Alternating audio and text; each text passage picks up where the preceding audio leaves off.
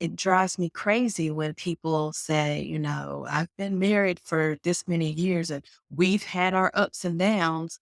Well, we get that, but don't lead with that. Yeah.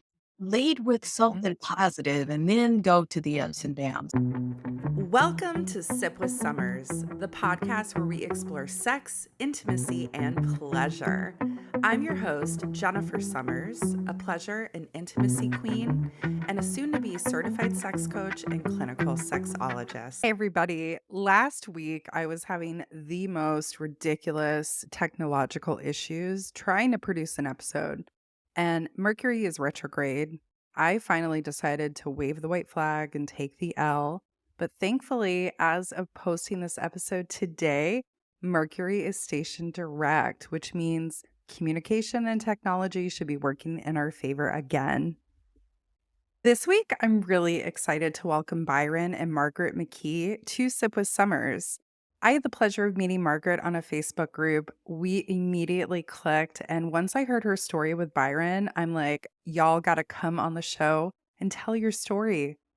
Byron is a hardworking, loving husband and father who enjoys building things, music, and motorcycles.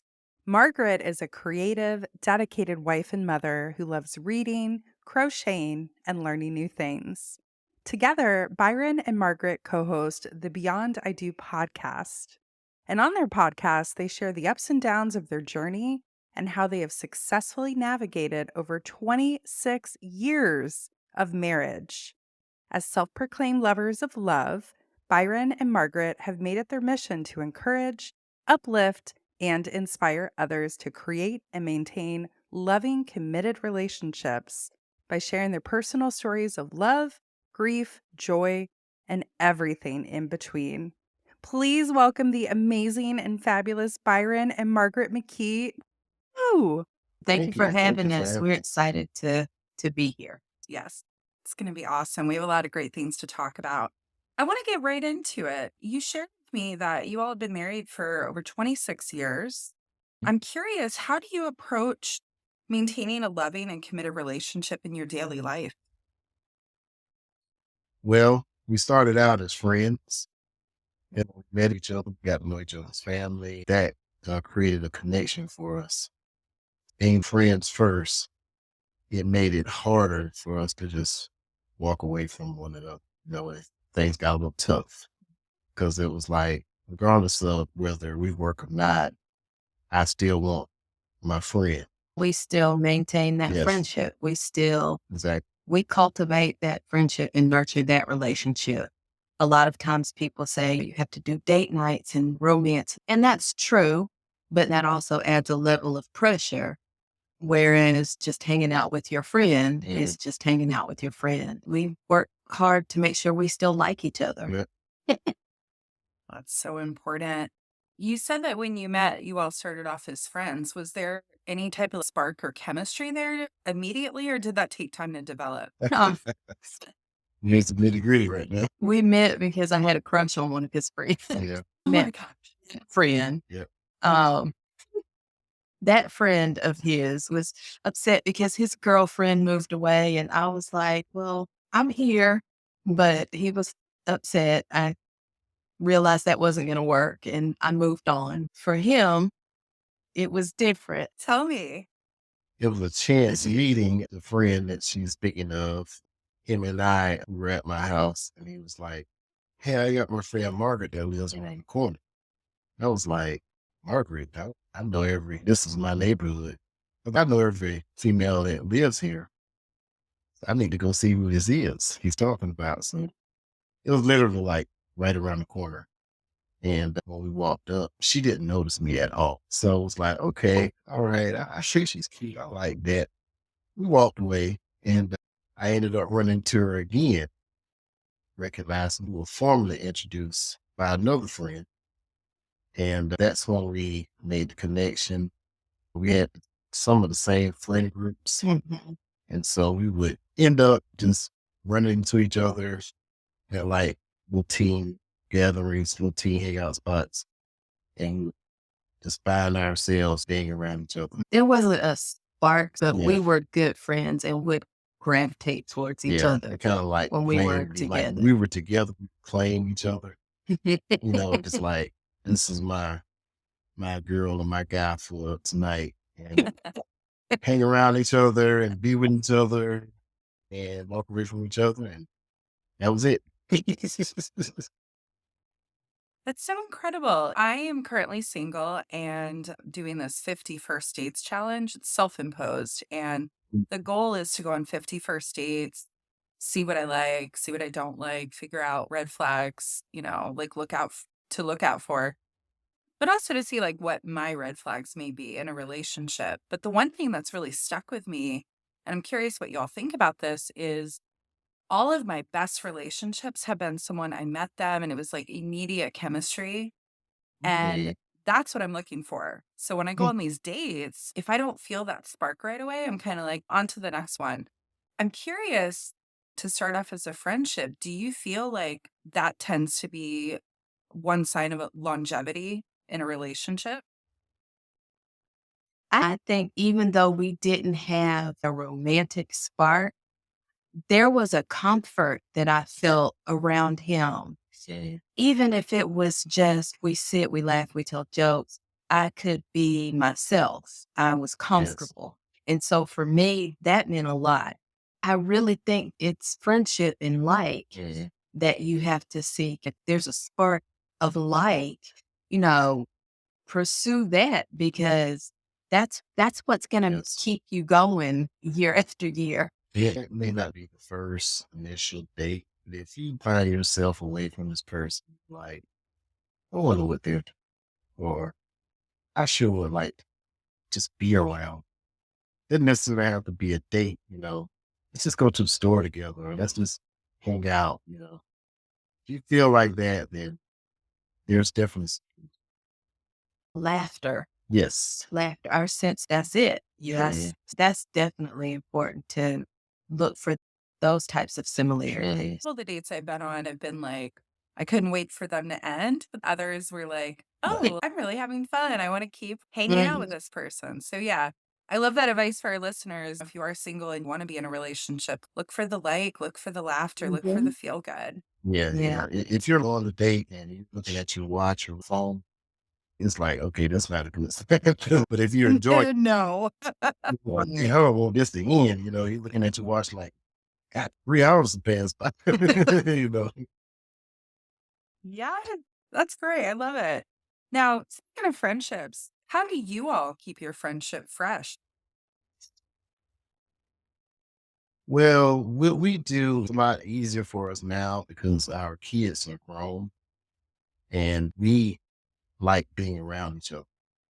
Any time that we have, we spend it together on purpose. There are times that we break off, but for the most part, it's us together. I might be like, hey, I'm going to parts store and pick up some parts. You want to come along? And she'd be like, yeah, sure. She might be like, I need to pick up or something for the doctor. Do you want to drive me? I'm waiting to hear what I'm gonna go pick up. Do you want to drive me? Right. Yeah, we enjoy spending time together. His work schedule is a swing shift, so he alternates between days and nights. If he's on nights, that's my time that I may go out with a friend or do things outside of us. If I'm working and he's off during the day, that's his time that he'll go and do things with friends, or we try to take advantage of the time we have together. Sometimes that looks like running to the store, a day date or a night date, and sometimes sitting on the couch watching Dateline. We Love love it. mysteries. We love crime documentary shows. It's like we can watch that every day. Same. Yeah. I always told her, I said, look, if you ever think about, you say, wake up one day and say, you want to kill me, just let me know. Yeah. I'll leave. I mean, We've it's no need. agreed that, I want to stay alive. right, and I don't want to go to jail. Same. So. I want to stay free. Yeah. One of my life goals is to not end up on Dateline as Right. you know. Right. Yes. for any reason at all. Right. I don't want people saying, "Oh, she just loved life so much." I don't want those words spoken about me over a Dateline episode. No, Yeah. same. So you mentioned that you all are empty nesters now. I have worked with a lot of clients that when the kids move out, they realize that they were together for the kids and not for each other. So a lot of times they end up splitting up. But when you were raising your children, how did you keep the romance and the friendship alive then? That was a conscious decision from the beginning. At some point, our kids will grow up and they'll move on. So we have to keep our connection there. Yeah. When the kids were younger, that meant that when they were in bed, that was our time to spend together. I teach, so I had summers off, and that has helped because of his schedule. So we had that time together. Or during breaks, it was always wonderful when I worked in a different school district than my kids attended because there were days that they had school, but I had breaks and he was Yeah. off. And we would just take advantage of that time. It started with us knowing that we had to be intentional and conscious Yes. about putting that relationship first. Like he said, we like each other and we want to continue to spend time together. So we had to make sure that we're doing what's necessary for that connection to stay there. Plus, we both knew people who Mm. were married for years, kids left the house, and they broke up. We were like, that's got to be horrible. Spend that amount of time with someone. How do you fall out of love with each other? Mhm. And so those are those things I think we consciously made a decision to work on throughout the years. And there would be times when some of my friends would call, hey man, we're going to hang out at such and such. And I use her as an excuse.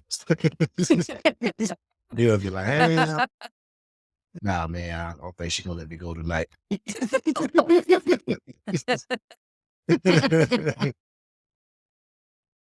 It really sounds like it's a choice.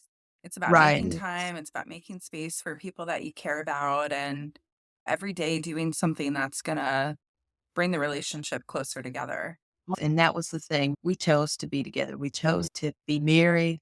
We didn't have a traditional courtship and then Yeah. marriage and then child. Once we moved into that dating stage, we call 1997 the year it all changed because in January of 97, that's when we started to date. I know that first Valentine's Day, his dad had passed away the previous year. So we took his mom out to dinner and a movie for Valentine's Day. That was our first Valentine's Day together. And by December of 1997, we were married on the 13th and had my son on the 20th. Wow. So, You didn't waste any time. right. For us, when we found out that I was pregnant, we talked about whether or not we would get married or if we would just co-parent. I knew that he would be a wonderful father. I knew that if we made a conscious decision, we would be able to maintain that friendship. But we decided, no, we're going to get married and we're going to build a family. At that point, we made that decision. We were young. He was 22, I was 23.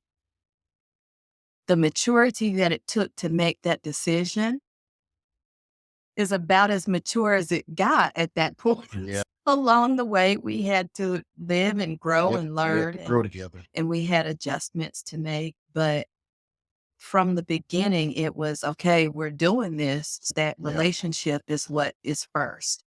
I have to put my feelings aside. You have to put your feelings aside. And we have to focus on making sure that relationship is healthy and gets what it needs.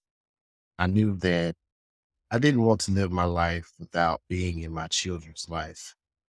That was one aspect of the decision making. And the other part was just her and I being friends. Could have happened. That's kidding. That's one of the things that we would say is, if we divorce, whoever initiates it gets full custody. So we've talked, Oh my gosh. that'll keep you together. Yeah, yeah. That's a good way to do it. Wanting to have that friendship made the fight stronger for us. It was hard to leave because I didn't want to jeopardize our friendship. I knew we would I'll probably get along. I didn't want to be in that situation where, man, I messed up. I want to be where I can't now because I messed up so bad. So it was just like, fight the fight, man. You got to hang in there. And it's definitely was a decision. You did good. Good job, Byron. Yeah. Hey, I wish ladies. more men were like you, had your mindset.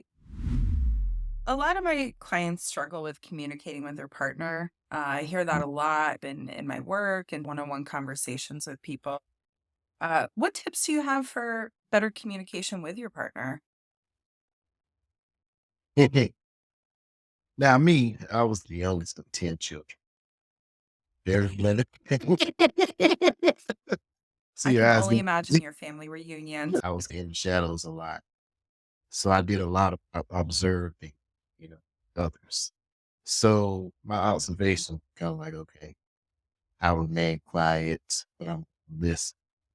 So I carried that into our marriage when we had discussions, now just be quiet and listen.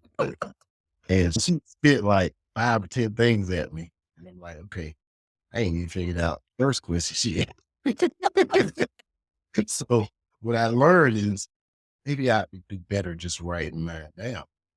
So I write her a letter, couldn't say all this when we were having the discussion.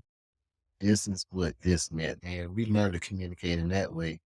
And that helped us out. Of course, when we started out, we had pagers, but we didn't have cell phones.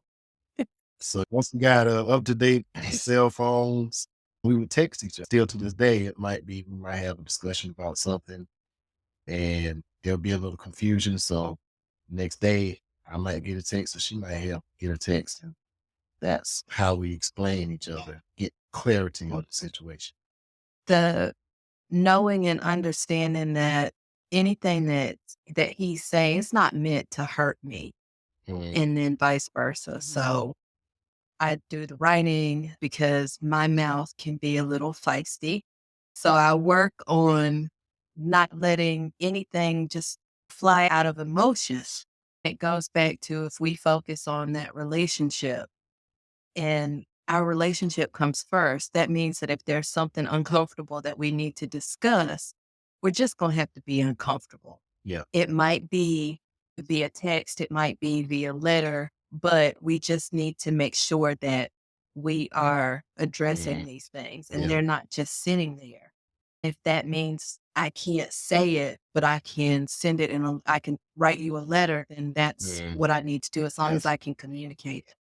And also understanding that communication is two parts because you're saying something, but you also have to listen. Exactly. And so if he's telling me something I'm doing or saying makes him feel this way, then I have to respect that and listen to that and act accordingly. Yes. And the one thing that we learned, not to kick the can down the street, using that terminology, it's like, if you keep kicking that can down the street, you'll have an argument that'll start over the way you pour your mustard on the hot dog. It's only that underlying argument that you have.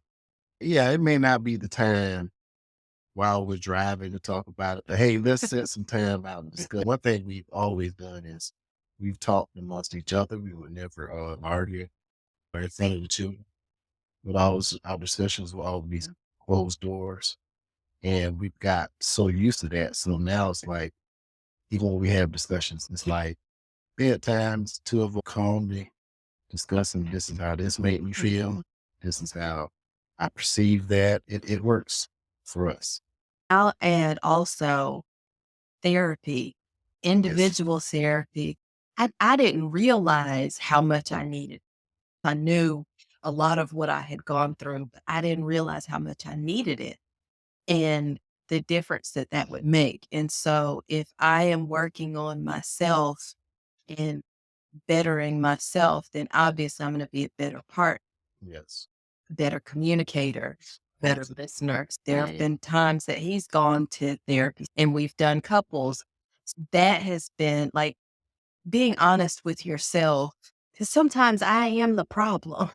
Finding a way to process and address those things and making sure that relationship gets what it needs. When you understand your partner, why this, okay, this is because, not because of me, it's because something happened at 10 years old. It had nothing to do with me, but you're reacting because of what happened. So that's trauma. And understanding that there's trauma there helped allow me to deal. Okay, now it's not me. It's not because she's upset with me. It's because something that I did or I said sparked a memory that was painful. So now I understand. Okay. Right. So now moving forward, I might mess up, but I'm not going to purposely do those things. Right. And giving me the grace Yes.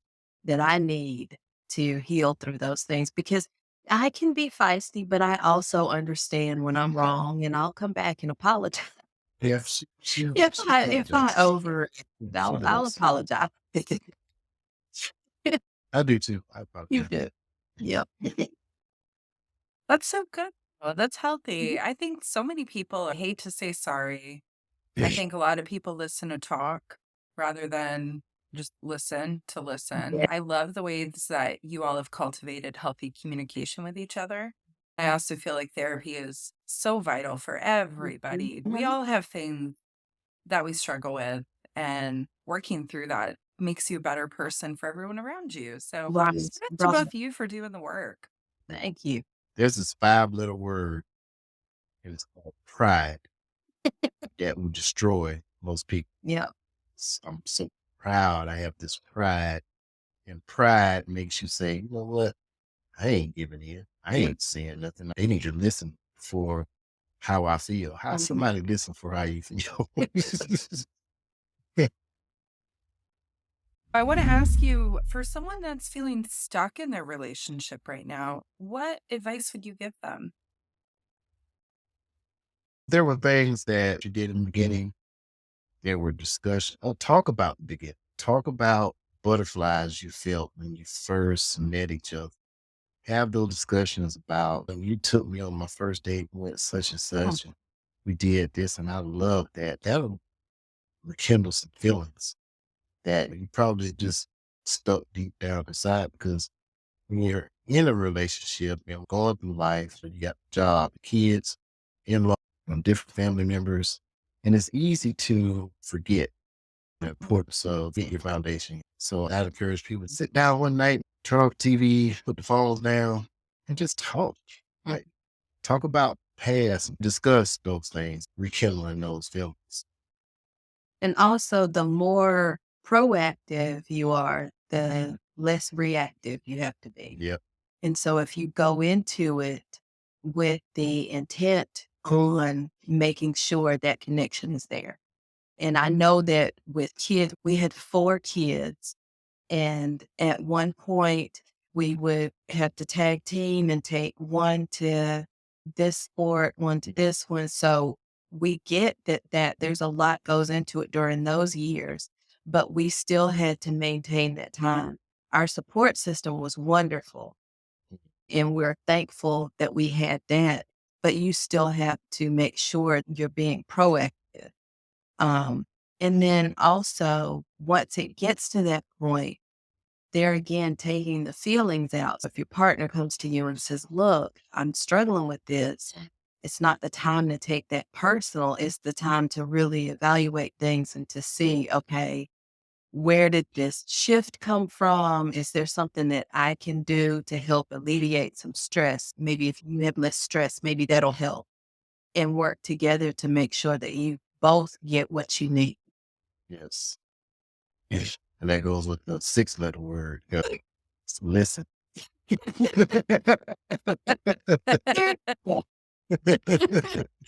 Very You have so good. many great acronyms, Byron. I'm here for it.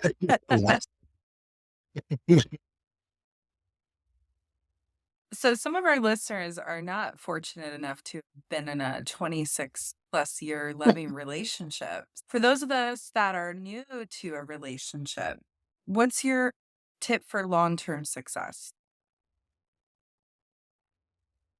One, keep other people out. Yep. You do what works for the two of you. Yep. We were young and we did need guidance. We had mentors, we had family members that we could kind of go to. But in the end, we still had to come together and say, okay, this is the issue. This is what such and such said. That doesn't work for us. Let's try this. And we had to do what works for us in our relationship. Be intentional and purposeful with creating that friendship and Yep. making sure that you are liking on each other just as much as you're loving on each other. And have fun. It drives me crazy when people say, I've been married for this many years and we've had our ups and downs. Well, we get that, but don't lead with that. Yeah. Lead with something positive and then go to the ups and downs. Of course, you've had ups and downs. We're human, but don't lead with that. This is not supposed to. We say it takes effort, not it takes work, because work has such a negative connotation. I want to enjoy life. And if my partner is like, he's literally been in my life now more than he is not. And so if he and I are not getting along, that makes it difficult. Yeah. And I'm a huge person on analogies also. So I was about to say, he's going to start talking about cars in a minute. Once he started with kicking the cans, cars are next. Let's go. Give this a touch. So let's say you work hard and your dream car is a Mercedes or something. You get the Mercedes when it's new, you just love it. It's got so many features. Once it gets old, after you pay for it for a while, it's time for a tune-up, for a checkup. Do you take that Mercedes to Jiffy Lube or the Mercedes dealership? So Jiffy Lube would be your single friend that doesn't maintain a relationship or is bad at advice, was always in and out of relationships. Their life is horrible. Did you listen to that person or did you listen to, the Mercedes dealership is that couple that that have stuck it out through the years, that have positive marriage, that have wonderful relationship. Who are you going to listen to? That's where we learn that sometimes it might be a family, it might be a friend and you love them to death, but you're not the person I want to listen to get good advice from. So I'm going to go over here and get some better sound advice. And for us, we spend a lot of time together. For some people, that's not necessary. So whatever works in your situation, Yep. Just listen to your partner and make sure that both individuals get what they need. Communication is key. We hear that, but it is. Communication is key. Listen to your partner means if the woman is saying, look, I don't like flowers. She don't get me flowers. The man might be like, well, everyone likes flowers. So I'm going to get her some flowers. You're not listening. Everybody is different. Everybody's individual needs are going to be different in every relationship. So don't make the assumption that this will just be fine because she's a woman. Right. Listen.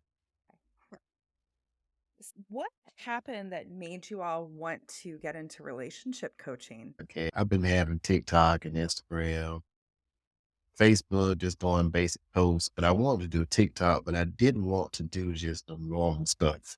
I wanted it to be meaningful. So her and I were talking and it's like, I don't want to do something that people can use. So we were searching for ideas and I was watching Steve Harvey's TV show one day. They had several couples that had been married for however many years. The longest couple had been married over 50 years. So they were like, how did you make 50 years? And they said communication.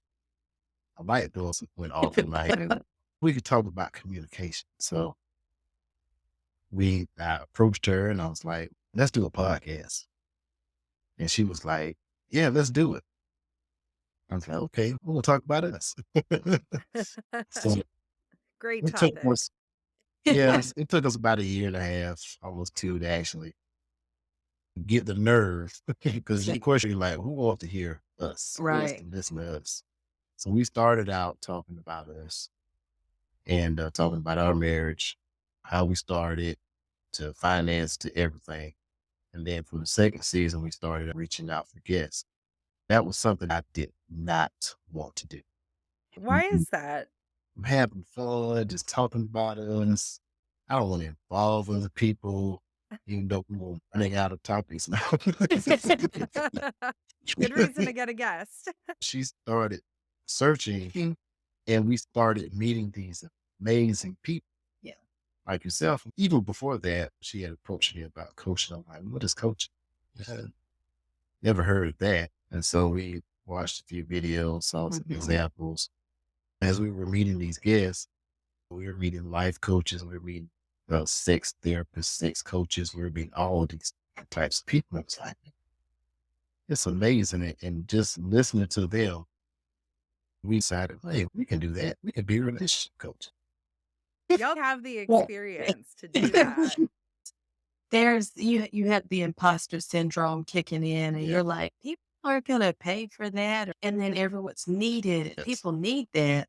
We started a program. We're almost done. I think what we're doing is dragging our feet because we're Yeah. right at the end Right. where we need to do some practice sessions. That fear kicks in, but we're gonna kick it in gear and get it done.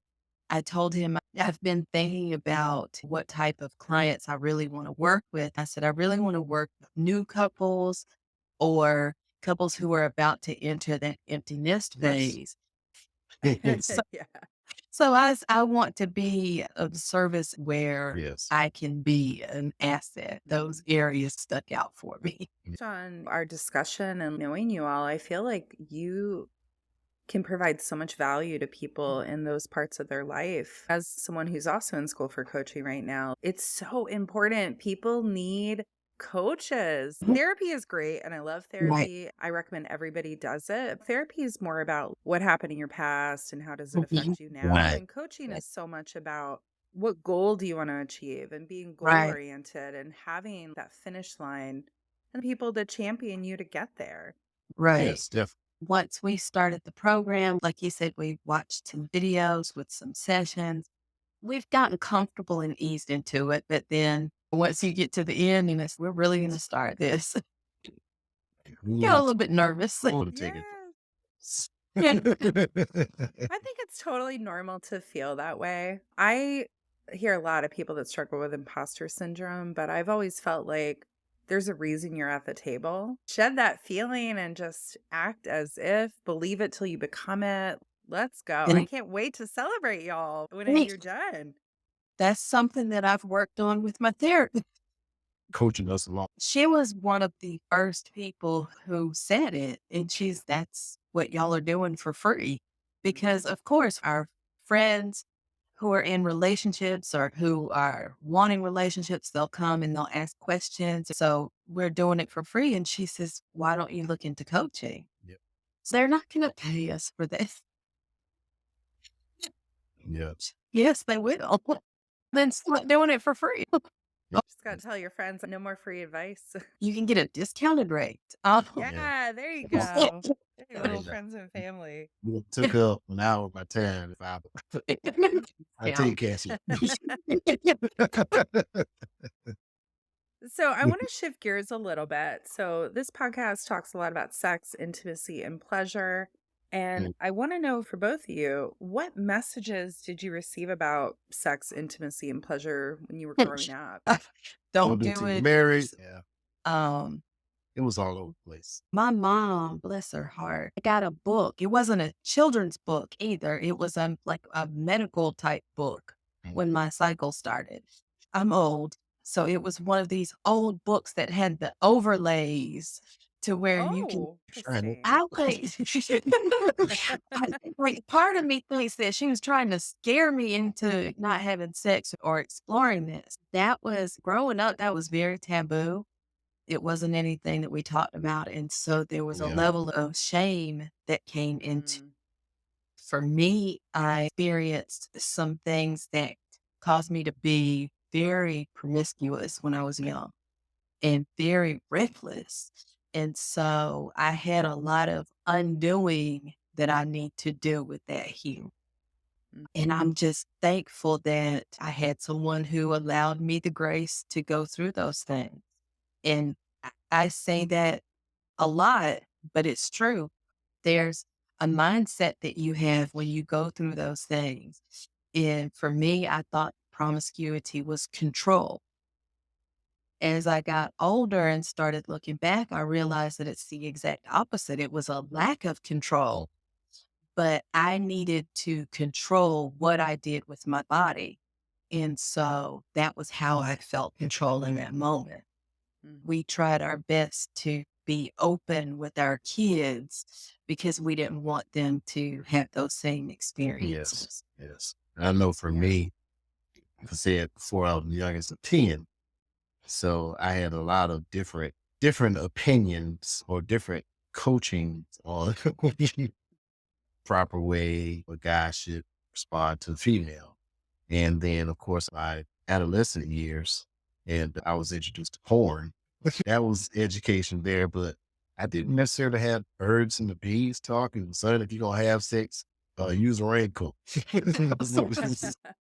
Raincoat was the target, and that was it. And my experiences were sporadic. It's like, well, I think I did good. I think I did a good job. She's still with you 26 years later, so we'll A lot guess of you times, are. most You did. dudes, a lot of times lying to each other. I went over to your house, we got down, and I threw it up. Yeah, that's all good. Some say the same thing. I was there. First, you ain't did nothing. This little comedian said 8-pound babies come out of them things. Oh, You ain't gosh. done nothing, bro. Once I became an adult and got with her and we experienced with each other, then I learned, okay, it's definitely better with someone you love. And I always looked at it as the reason why they didn't want you to have sex before marriage was, other than a religious thing, it was calm down on confusion. Because I think a lot of times you can start comparing. They can compare things like that, and that's not healthy.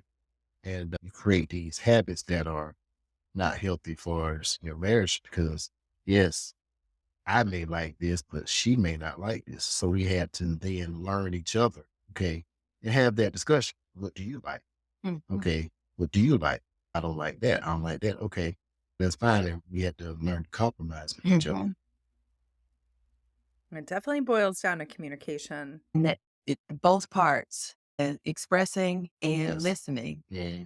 and then being respectful of those things. When we first got married, I had a lot of unhealed trauma, and I did not like to kiss, especially during sex. And that was something that he needed.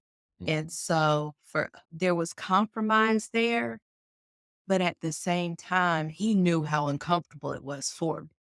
So I would try, but he knew it was uncomfortable for me. He knew it had nothing to do with him, but there was something there that made it uncomfortable for me. And the more I have grown and healed and matured, the more open I am to him. And now that's not an issue. Physical touch was an issue for me, here from not just him, but from even with my kids. And so as I healed, then I was more open to those things. That's beautiful. I'm so happy you were able to progress in your healing journey and get more Thank comfortable you. with that stuff. Thank you. It's not lost on me that a lot of young women are raised with shame around sex, whereas a lot of young men are taught to have sex with pornography. Yep. Not the way to have sex, Not it's wrong. like fake. Yep. But then we expect women to be like virginal and pure, and then you get married and then you have to be like some like porn star. Right. Like There's such a disconnect. which has to flip Yeah, yeah. immediately. I need to ease into that. Yep. So how do you keep things spicy now? Do you schedule time for sex? Is there another technique that you all do? So luckily, semi-empty nesters, because we still have 2 here, but they're grown. We don't necessarily schedule. he works a swing shift. Mm. Contrary to what people think, it doesn't necessarily have to slow down. Yeah. When he's home and he's in bed, 9 times out of 10, that it happens. Yeah. I love it. We go out of town and just to have a break, to have a Yeah. new change of scenery, to go out to relive those times when we're Yeah. young and carefree and to keep that spark going. Yes. We are both open to each other and to experiment and to try things. But at the same time, we are respectful enough of each other that if we try something and don't like it, it's like, Yeah. I don't want to do that again. So that communication crosses into that also. And I know it's a lot of times with some guys will like, I want to do this. And she may be like, no, I don't want too much care for that. It may be a no for now.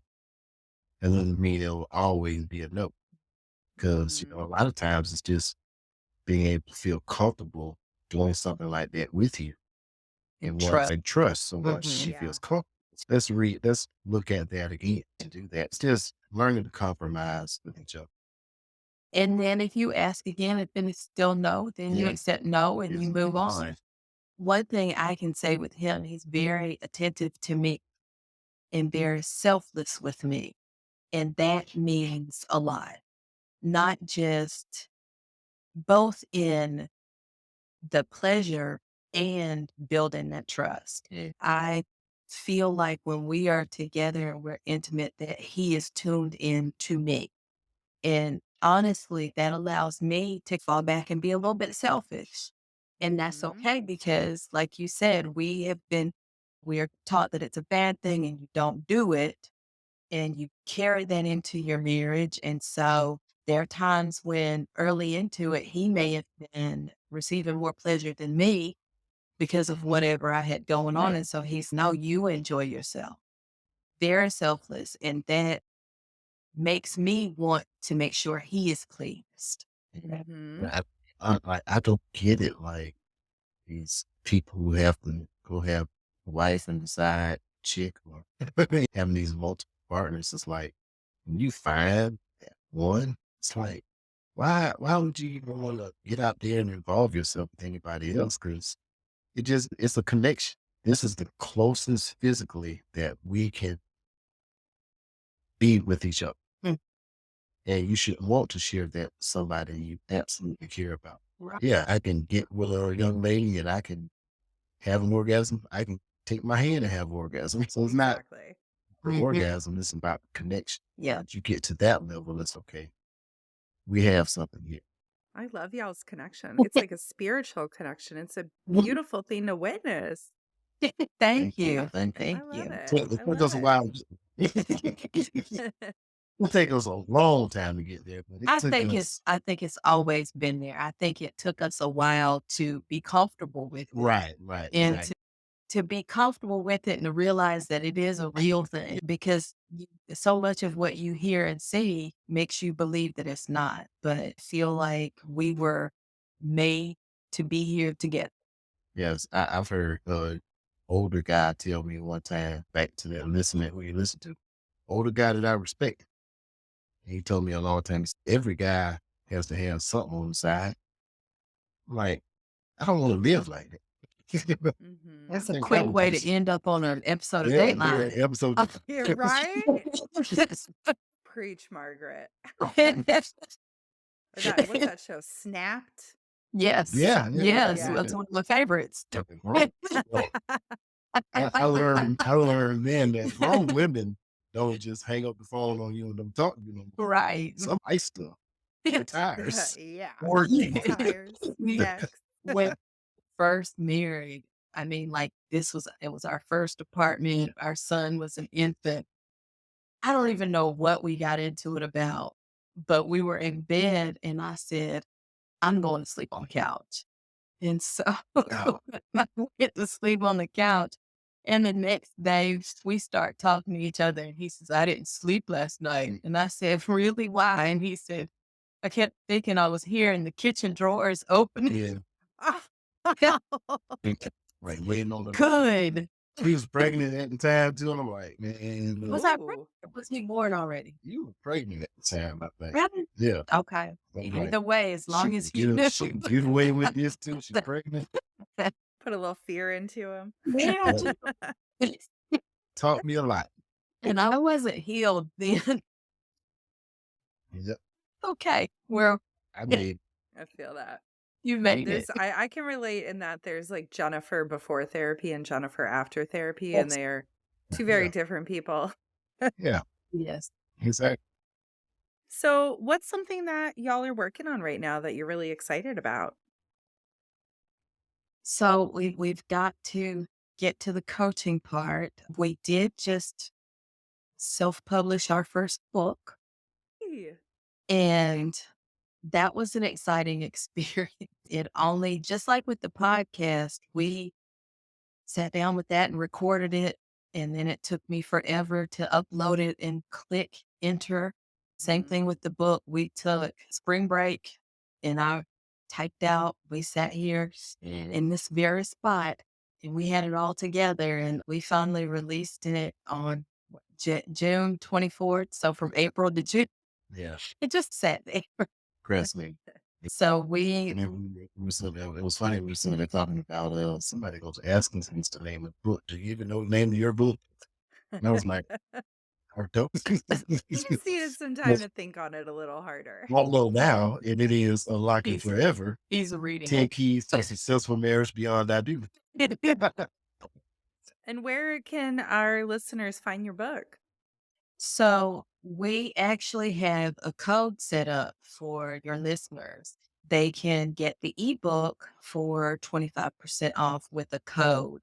It will be in the show notes for our listeners. This is what it looks like. I love the cover. Love the colors too. Yeah, I'm team green. Yeah. So after that, our thing is just to finish our training so that we can start coaching. And really with the coaching, another thing that we want to do is host events for couples and eventually host retreats and things. So Mhm. that's the next step, is to work on that and see if we can grow our community of couples. Yeah. It's amazing. I actually, on my dream list of things I want to do when I finish my coaching certification, I have retreats on there too. So we will have to stay in touch and get Yes. connected and And see how we can work together. We Yes, can do definitely. that. Sex and the relationships. That's you know? right. Yes, That's right. That's all a part of it. Yes. Besides your book, which I'm really excited to check out, what are you currently reading or watching that you're really enjoying that you want to share with the listeners? What are we reading or watching? Yeah. We are in the middle of the John Gottman book, 7 Habits in terms of relationship. Beyond that, it is Dateline. It is Dateline. And this is nearing the end of my break. So I'm preparing to get back to the real world and we will be juggling again. And we do have some guests of ours. They have podcasts, and we listen to theirs, chime in on a couple of different episodes. Matter of fact, we were on one this past Saturday, and they have a YouTube channel, so we were watching them. They're a young married couple, so we've adopted them as our younger couple. And I always told them, I said, look, need help. That's what we're here for. They'll guide you. They have an amazing story. But just as we meet people like yourself, we're learning things from people like yourself. We're like, it has opened us up to such a new world that we never knew existed in our normal lives. Right. We really appreciate opportunities like this, being able to reach out to people like yourself and just creating that community. Yep. Yeah. Absolutely. And you all have such a great message to share. So I'm so happy that we could do this today. And I've heard a lot of good things about the Gottman Institute. I'm assuming that's where you're getting your coaching through. The coaching is through a couple who align to the Gottman philosophy. And so a lot of the material comes from Gottman. Yeah. Very cool. Mhm. Awesome. Mhm. So before we wrap this up, is there anything that you want to share that we didn't cover that you might want to share with the viewers? The focus is like above love. That's what we promote. Because you have to like your partner. We have family members and friends that we love. That doesn't necessarily mean we want to be around them 24/7. In order to have a successful relationship, you have to like that individual. And that like wants you. If you miss someone, so I really want to be with them. I don't care what it is we're doing. It's just, I want to be together. That's Wow. that like that you need in Yeah. order to create a successful bond. And that's what we like to promote more than anything. Nurture your friendship. And that is another 4-letter.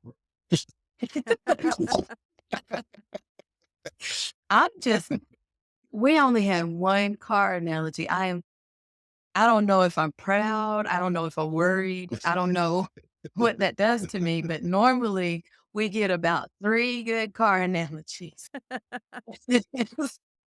Very good. That's right. Appreciate the comic relief today, Byron. Thank you all so much. This was so informative. I'm so excited to have our listeners check this out, and we'll have everything in the show notes so they can follow you. Thank you. All Thank right. you for Thank you having so us. much. We've enjoyed it. Thank Yes. you. Big thanks to Byron and Margaret for being a guest today and making me laugh until my face hurt. I had so much fun. Be sure to check out the show notes for their website, Facebook, Instagram, TikTok, and YouTube links, and also the code for 25% off their ebook. Go to the show notes and get that link, y'all. You do not want to miss this. Also, be sure to check out my website for all your sex, intimacy, and pleasure needs. One of my recent bestsellers has been the Coochie Shaving Cream and the Basic Instinct Pheromone Cologne. Get free shipping on your order over $99. No code needed. While you're there, please take a minute to rate and review this podcast. Your reviews help me grow my reach so that I can educate more people and work toward my journey of being the next Dr. Ruth. Until next time, uncork all the pleasures that life has to offer, and we'll see you next week.